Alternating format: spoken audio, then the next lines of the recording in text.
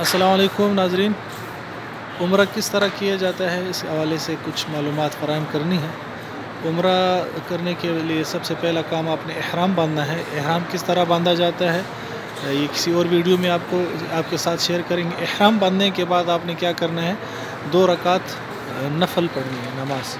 अगर मुकरू वक्त ना हो, यानी असर और फजर के बाद का वक्त ना हो, तो 2 रकात नफल आप पढ़ के उसमें पहली रकात में कुल या अल काफिरून पढ़े और दूसरी रकात में कुल वल्लाहु अहद पढ़े। उसके बाद फिर आप दुआ करें कि अल्लाह मैं उम्रे का इरादा करता हूँ, इसको मेरे लिए आसान फरमाए। फिर दुरूद शरीफ पढ़े और ये दुआ मांगे, या अल्लाह इस मौके पे रसूलुल्लाह सल्लल्लाहु अलैहि वसल्लम ने जो जो दुआएं मांगी थी मैं भी वो मांग रहा हूँ, मुझे भी वो अता फरमा। और उन जिन चीज़ों से पनाह मांगी थी मैं भी पनाह मांगता हूँ, मुझे भी पनाह अता फरमा। तो फिर आपने ये दुआ पढ़ के जाना है हरम की तरफ। ये आप याद रखें कि मीक़ात में फिर आपने मीक़ात से पहले आपने नियत करनी है।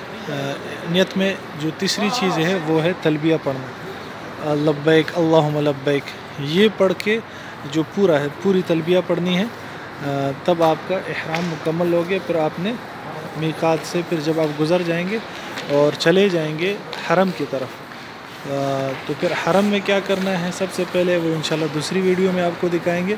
तो यहाँ तक इहराम की बात थी जो आपके सामने पेश कर दी कि इहराम में सबसे पहले तो इहराम बांधना, और उससे पहले अगर हो सके तो गुस्ल करना, और गुस्ल के बाद 2 रकात नफल पढ़ना, इहराम बांधना और तलबिया पढ़ना, नियत करना।